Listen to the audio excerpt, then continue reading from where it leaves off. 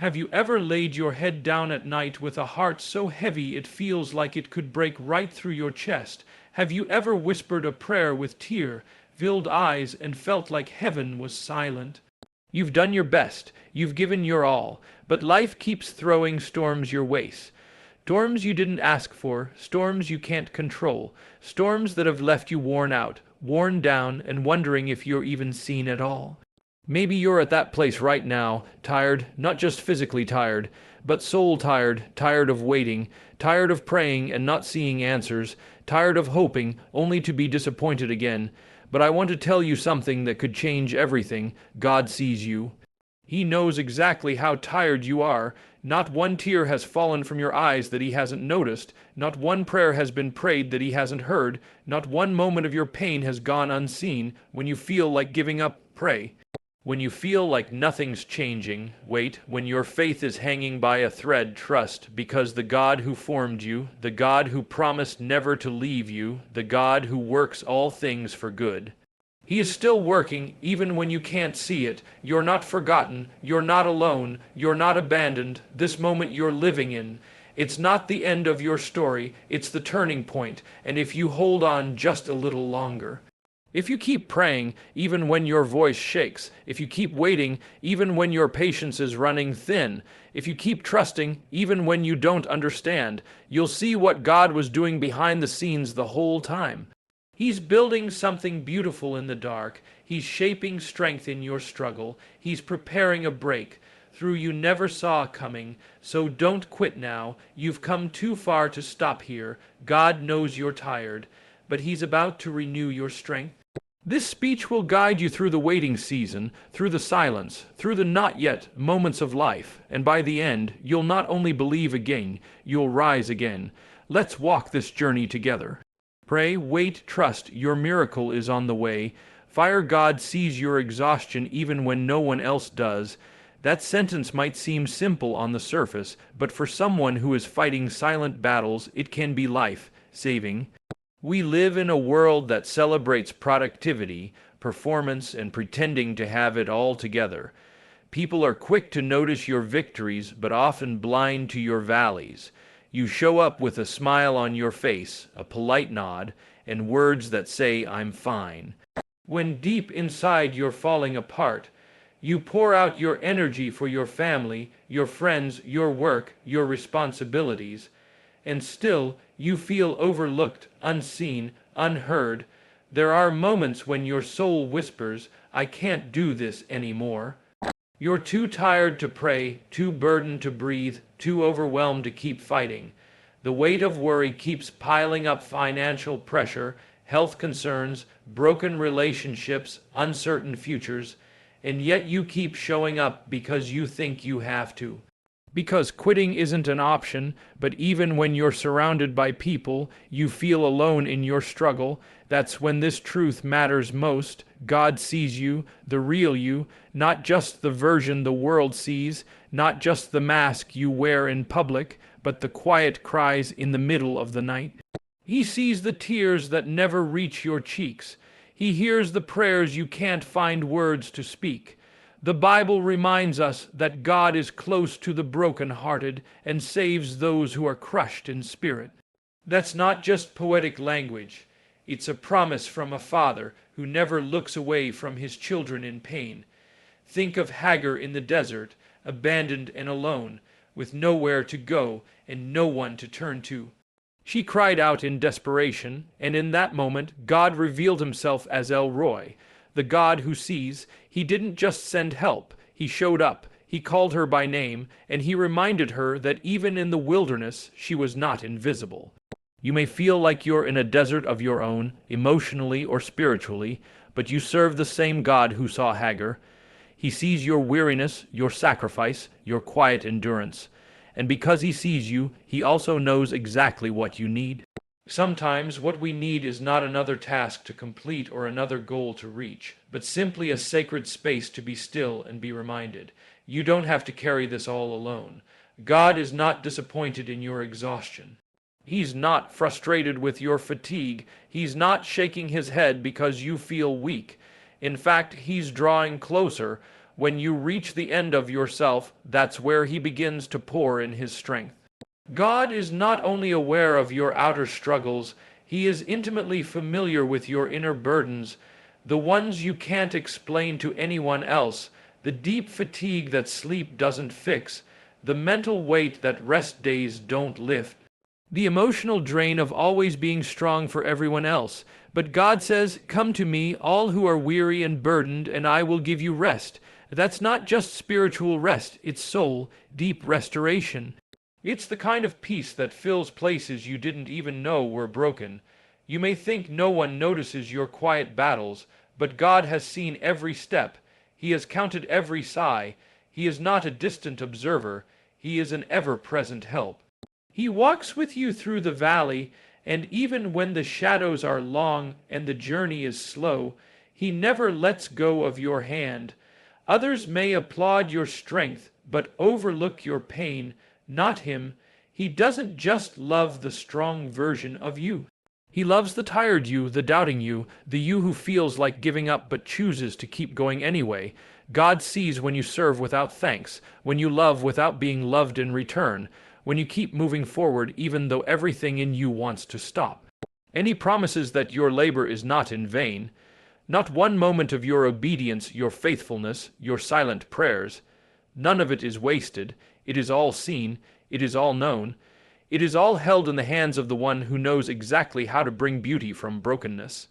Even when the world passes by without noticing, even when you feel like a shadow in the background of everyone else's life, God sees you, and not only does he see, you matter to him. He is moved by your pain. He is invested in your healing.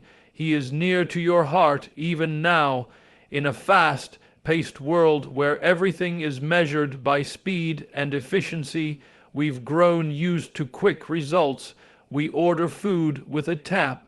We get answers in seconds. We expect solutions instantly. But when it comes to prayer, when it comes to talking with God, it doesn't always work that way. And for many people, that delay feels like distance. That silence feels like absence. We begin to wonder, why hasn't God answered yet? Or is he even listening to me? But here's the truth that changes everything. Prayer was never meant to be a vending machine for miracles. It's a lifeline for relationship. When you pray, you're not dialing into heaven's customer service, hoping for quick fixes.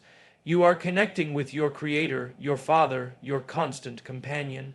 The one who knows you better than you know yourself, the one who sees the whole picture when you can only see a puzzle piece. God never designed prayer to be transactional, it's transformational. It's not about how quickly he responds, it's about how deeply he connects. Think about Jesus in the Garden of Gethsemane.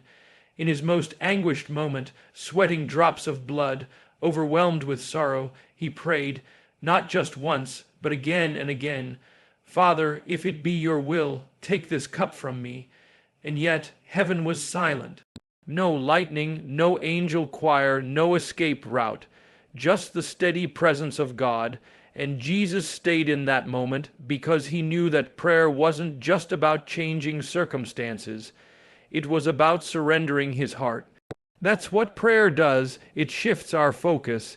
It doesn't always change the problem immediately, but it changes us in the middle of it. Sometimes God delays the answer not to deny you, but to deepen you. He wants your heart more than he wants to hand you a solution. Because what good is a breakthrough if your heart isn't anchored in the one who gave it? What good is a miracle if your soul forgets the miracle worker?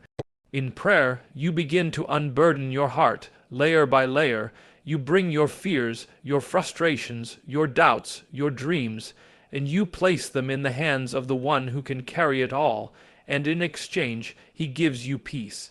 Not always answers, but peace that surpasses understanding. Peace that says, even if it takes time, I trust you're working behind the scenes.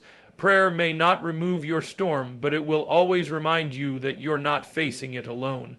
There's something powerful about the quiet consistency of a praying life. It's not dramatic, it's not flashy, it's not always full of emotion, but it's faithful. It shows up every day with open hands and an open heart, saying, God, I still believe, even in the waiting, I'm here. Even when I don't hear you, I trust that you hear me. That kind of faith builds spiritual roots. It prepares you for the seasons when the winds blow hard and the ground shakes beneath you, because when everything else is uncertain, you'll still be anchored by your connection to God. And it's not about the length of your prayers or the perfection of your words. God isn't impressed by eloquence, he's moved by honesty. A whispered "help me" carries just as much weight as a long, poetic petition. When you pray, you're not performing, you're surrendering, you're saying, God, I need you, and those three words can move heaven. One of the most beautiful truths about prayer is that it invites God into your everyday, not just your emergencies, not just your Sundays, but your routine, your mornings when you don't want to get out of bed, your nights when your mind won't stop racing, your mundane moments in traffic or laundry or waiting rooms. Prayer makes your life sacred, not because your circumstances are perfect, but because your heart remains connected. So when you don't see answers, don't stop praying. When it feels quiet, keep the conversation going, because God isn't just writing your story. He's walking with you through every chapter, and the more you talk to Him, the more you'll realize that His presence is the greatest answer of all. Waiting is one of the hardest things we ever do. It challenges our patience, tests our faith, and stretches our emotions in ways we never expected. In a world that runs on deadlines and urgency, waiting feels like a waste. We want things now, healing now, breakthrough now, answers now. So when God says, wait, it can feel like punishment or delay, but the truth is, waiting is not God withholding something from you. It's Him preparing something within you. In God's eyes, waiting time is never wasted time. When we're forced to wait, something sacred begins to take place. We may not notice it right away, but God is working deep beneath the surface. Like a seed planted in the soil, growth is happening invisibly. If you dug it up too early, you'd interrupt the process. But if you leave it alone, watered and rooted, it will one day break through the surface and bear fruit. That's exactly what God is doing in the waiting seasons of your life. He's cultivating something you cannot yet see. Think about some of the most powerful stories in the Bible. Joseph waited over a decade in slavery and prison before stepping into his purpose. David waited years after being anointed before he ever wore the crown. Abraham waited 25 years for the promise of a son. Even Jesus waited until the appointed time to begin his ministry. If God made these mighty people wait, why would we think we're exempt? The delay isn't a denial, it's divine development. Waiting reveals what we really believe about God. Do we trust Him only when things move fast? Do we worship Him only when prayers are answered quickly? Or do we believe that He is just as faithful in the silence as He is in the miracles? Waiting strips us of control, and that's often exactly where faith is born, not in the having, but in the trusting. It's easy to praise God when the doors open immediately, but it's in the hallway, when every door is closed, that our faith is refined and made strong. During the waiting, God isn't just preparing your blessing. He's preparing you for the blessing, because there are some things you're asking for that your heart isn't ready to handle yet. There are promises that would overwhelm you if given too soon. There are prayers that require a deeper maturity, a greater trust, a stronger character. So God lovingly slows the process, not to frustrate you, but to form you, and don't underestimate what's happening around you while you wait. Sometimes God is rearranging other people's hearts, orchestrating timing, opening opportunities you can't see yet. The wait is not just about your internal development, it's about divine alignment. If God moved too soon, it wouldn't fit right. But when He moves at the right time, it all comes together perfectly. There's beauty in the waiting when you choose to embrace it instead of resist it. When you let go of your timeline and surrender to God's, peace enters the picture. You stop striving and start trusting. You stop panicking and start preparing, because you know that the one who holds time is never late. He's not ignoring your prayers. He's answering them in the best way possible, according to His perfect wisdom and love. And remember this, your waiting is never unseen by God. He sees the nights you cry in frustration. He hears the prayers you whisper when you feel like giving up. He knows the exact moment your heart feels like it can't wait another day. And He leans in close, not to rush you, but to remind you, you're not waiting alone. He is in the wait with you, comforting, strengthening, encouraging, shaping.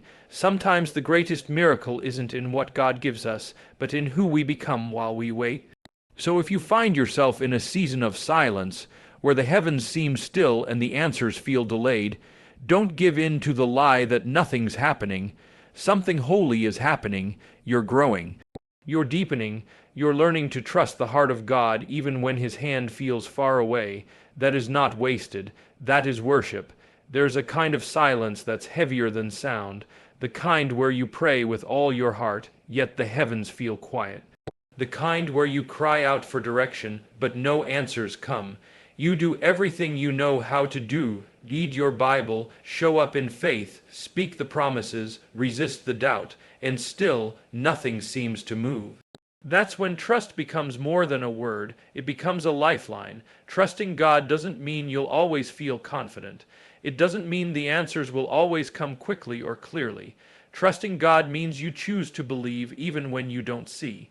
It means you hold on even when you hear nothing. It means you rest in the knowledge that God is still working even in silence. He has not abandoned you, He has not forgotten you, and He is not idle. One of the greatest misconceptions in our walk of faith is that silence from God equals absence, but nothing could be further from the truth. Some of God's most powerful works are done in silence. Seeds grow in the quiet. Foundations are laid in the hidden places. Healing begins long before the pain is gone.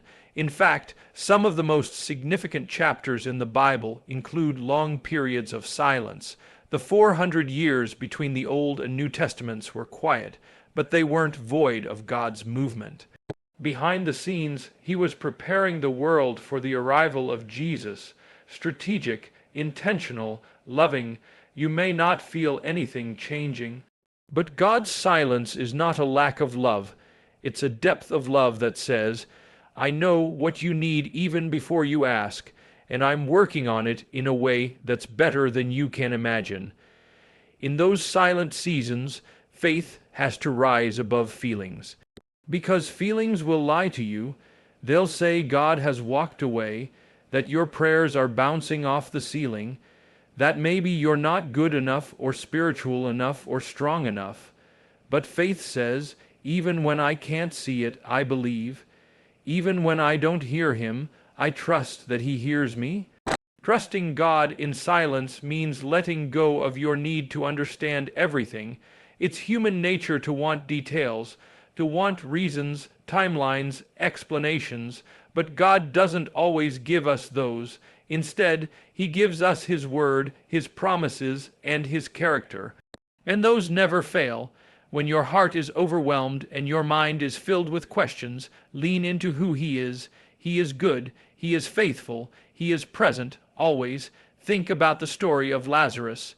Mary and Martha called for Jesus because their brother was sick. They knew He had the power to heal. They believed in His love, but Jesus didn't come immediately. He waited. From their perspective, He was silent, absent, too late. But when Jesus finally arrived, He didn't just heal Lazarus. He raised him from the dead. What looked like neglect was actually divine timing. What felt like silence was the setup for something greater than they imagined. God often works the same way in our lives. He delays not to deny us, but to deepen us, to strengthen our dependence on Him, to build unshakable faith, because it's in the silence that trust is proven. When everything is still, when you feel abandoned, when the future is blurry, that's when your trust becomes pure. It's no longer based on blessings, but on belief, on the assurance that God is who He says He is, no matter what the moment looks like. So when you find yourself in a silent season, don't walk away. Don't let the enemy convince you that God has given up on you. The silence may be sacred. It may be where God is doing His greatest work.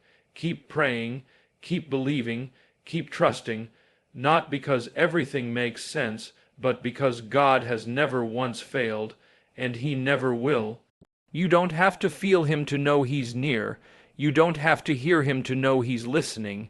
Sometimes the greatest evidence of His love is that He's silent, not because He's absent, but because He's working so deeply, so intentionally, that it doesn't require noise. We live in a culture that celebrates strength, physical strength, emotional resilience, mental toughness. We're told to be strong, to never let them see you break, to hold it all together no matter what. But deep down, we know the truth. We're not always strong. There are moments when the weight is too heavy, when our hearts are too broken, when our minds are too weary to keep pushing forward. And in those moments, the world may call it failure, but God calls it an invitation. Your weakness is not a liability in God's hands. It's not something to be hidden, fixed, or polished before He can use you. Your weakness is the very doorway through which His strength enters. Because it's when we come to the end of ourselves that we finally create space for God to step in and do what only He can do. We spend so much time trying to avoid weakness. We disguise it with fake smiles, distract ourselves with busyness, and drown it in performance. But God is not drawn to your image of perfection. He's drawn to your honesty. He already sees every crack in your armor, every hidden wound, every place where you feel like you're falling apart, and instead of walking away, He comes closer. He whispers, "My grace is sufficient for you, for my power is made perfect in weakness." That's not just a poetic promise, it's a foundational truth. When you are weak, God is strong in you, not just beside you. Not just for you, in you. That means your limitations don't disqualify you, they position you. They make room for supernatural strength that doesn't come from your own ability, but from His presence within you. Think of Paul, a man who experienced visions, miracles, and divine revelation, and yet he still had a thorn in his flesh, a weakness he begged God to take away, but God didn't remove it. Instead, he said, "My grace is enough." Why? Because the weakness kept Paul dependent. It reminded him that the power at work in his life didn't come from him. It came from God, and that made his ministry real, humble, and full of grace. We are often tempted to think that being used by God means we have to be perfect, that we have to get everything right before He can move through us, but the opposite is true. God chooses the weak things of the world to shame the strong. He uses broken vessels to pour out living water. He lifts up the humble and gives grace to the lowly. Your weakness is not an obstacle. It's an opportunity, not a barrier, it's a bridge. When you're exhausted, that's when His power carries you. When you're out of answers, that's when His wisdom guides you. When you feel like giving up, that's when His Spirit sustains you. Weakness isn't the end of your story, it's the turning point. It's the moment when heaven touches earth, when human strength gives way to divine strength, and when your life becomes a testimony of what God can do through someone who simply surrenders. Let's be honest, admitting weakness is hard. It's vulnerable, it feels risky, but it's also liberating, because once you stop pretending to be strong all the time, you begin to experience the freedom of depending on someone who actually is. You stop striving, and you start resting. You stop pretending, and you start healing. You stop performing, and you start trusting. So if you feel weak right now, emotionally, physically, mentally, spiritually, don't let shame take over. Don't believe the lie that you're less valuable or less usable. Instead, lift your eyes, lean in, let God meet you in that very place, because He doesn't despise your weakness. He moves through it. He builds strength where you thought you were broken. He writes beauty into the pages where you saw only failure. Your weakness is not the end. It's the beginning of something far greater than you could build on your own. It's the place where you finally stop trying to do it all and let God be all. That's where real strength lives, not in pretending you're enough, but in knowing He is. There are moments in life when the pain runs so deep, words simply won't come. You kneel to pray, but your heart is too heavy, your mind too clouded, your soul too tired. You open your mouth to speak to God, and all that comes out are sighs. Groans, silence, or maybe tears, just tears, falling fast and silently, carrying everything you don't know how to say. In those sacred moments, let this truth hold you. God sees your tears as prayers. He hears the cry that has no language. You don't have to be eloquent to be heard. You don't need to string together perfect sentences to reach heaven. The God who created your heart understands what it's feeling even when your mind can't explain it. Every tear you cry is seen. Every sob that shakes your chest is noticed. Every silent ache is held in the hands of a loving Father who not only sees your pain but shares it. In Psalm 56:8, the writer says, "You keep track of all my sorrows. You have collected all my tears in your bottle. You have recorded each one in your book." That's not poetic exaggeration. That's divine attention. That's a God so intimately connected with your life that he counts every tear. Not one is wasted. They are not forgotten on your pillow or hidden behind your smile. They are stored in heaven, treasured and remembered by the one who loves you more than you can fathom. There's something deeply powerful about tears. In the Bible, Hannah wept bitterly when she couldn't bear a child. God heard her pain and answered. Jesus himself wept at Lazarus's tomb, not because he lacked power to raise him, but because he was moved by the sorrow around him. He weeps with those who weep. He enters into our grief, not as a distant deity, but as an empathetic Savior. Your tears are not a sign of weakness. They are sacred expressions of trust.